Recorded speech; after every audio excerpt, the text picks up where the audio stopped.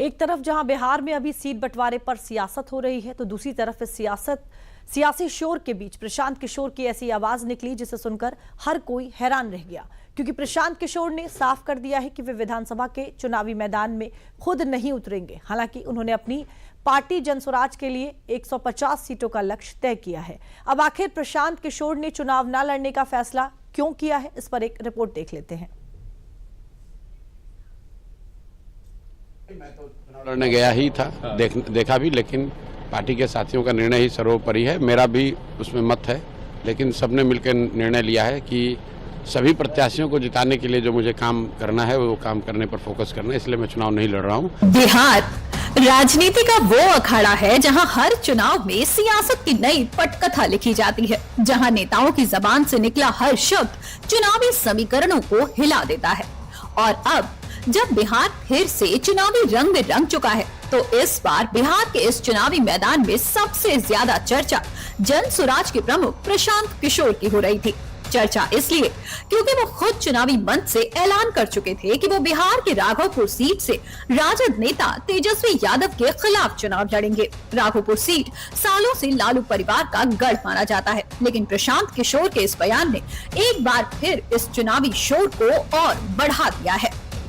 नहीं, पार्टी के सभी साथियों ने निर्णय लिया है कि क्योंकि बहुत सारे कामों की जिम्मेवारी मुझ पर है, तो सबकी मदद करने के लिए नहीं, मैं तो चुनाव लड़ने गया ही था, देखा भी, लेकिन पार्टी के साथियों का निर्णय ही सर्वोपरि है। मेरा भी उसमें मत है, लेकिन सबने मिलकर निर्णय लिया है कि सभी प्रत्याशियों को जिताने के लिए जो मुझे काम करना है वो काम करने पर फोकस करना है, इसलिए मैं चुनाव नहीं लड़ रहा हूँ। मेरे साथी वहाँ चुनाव लड़ रहे हैं, कल उनकी घोषणा होगी। एनडीए में अभी बहुत ज्यादा खींचतान है। बिहार के चुनावी शोर के बीच प्रशांत किशोर ने साफ कर दिया है कि वो खुद मैदान में उतरने नहीं जा रहे।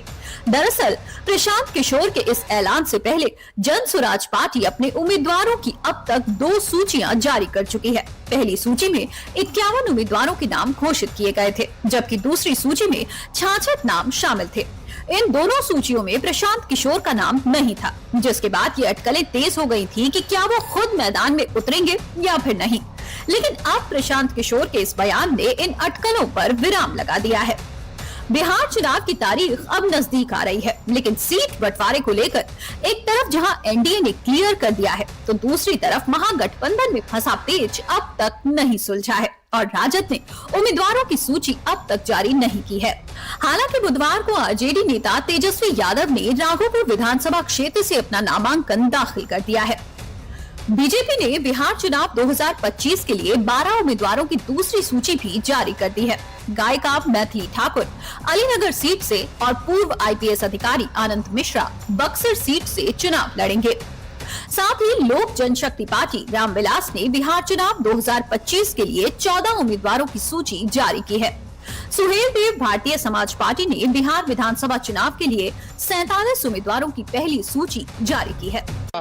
लगातार 2 बार से राघोपुर की जनता जो है हम पर भरोसा की है और जनता जो है मालिक है, और ये तीसरी बार जो है हमने नामांकन जो है राघोपुर से की है और मुझे पूरा भरोसा है कि राघोपुर की जनता जो है इस बार पुनः जो है उस पर विश्वास करेगी। और हमारा एक संकल्प है, और जो संकल्प है आपको भी पता है कि कोई ऐसा परिवार ना बचे, यानी हर एक परिवार के पास एक सरकारी नौकरी हो। बेरोजगारी को जड़ से हमको मिटाना है, बिहार को आगे ले जाना है। प्रशांत किशोर का राघोपुर से चुनाव न लड़ना, इसके पीछे का कारण पीके ने जनहित और बड़े मकसद बताया है। लेकिन खास बात यह है कि राघोपुर को लालू परिवार का गढ़ माना जाता है। राजद सुप्रीमो लालू प्रसाद यादव, पूर्व सीएम राबड़ी देवी और अब तेजस्वी यादव, राजद के तीनों टॉप लीडर्स यहां से चुनाव लड़ चुके हैं और फिलहाल तेजस्वी यादव यहां के विधायक भी हैं। इसलिए ऐसा माना जा रहा है कि अगर प्रशांत किशोर यहां से चुनाव लड़ते तो उनको सारा फोकस राघोपुर विधानसभा पर लगाना पड़ता, जिसका असर बाकी की सीटों पर हो सकता था। राघोपुर को लालू परिवार का गढ़ माना जाता है। 1995 से लालू परिवार इस सीट पर लगातार चुनाव लड़ते और जीतते आ रहे हैं। लालू यादव खुद इस सीट से 1995 में और 2000 में चुनाव लड़े और जीते थे। लालू यादव के बाद राबड़ी देवी सीट से 2000 में, 2005 में 2 बार और 2010 में चुनाव लड़ी। 4 में से 3 चुनाव जीती और 2010 में जेडीयू के सतीश कुमार से हार गई।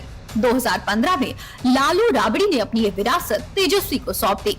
तेजस्वी यहां से अपना पहला चुनाव लड़े और जीते भी।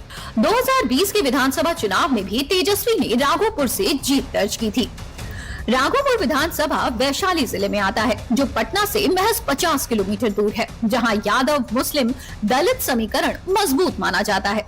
2020 में आरजेडी ने यहां 54% वोट शेयर हासिल किया था। 2020 के चुनाव में तेजस्वी ने यहां से 48,000 से अधिक वोटों के अंतर से जीत दर्ज की थी। और अगली खबर यूपी से है।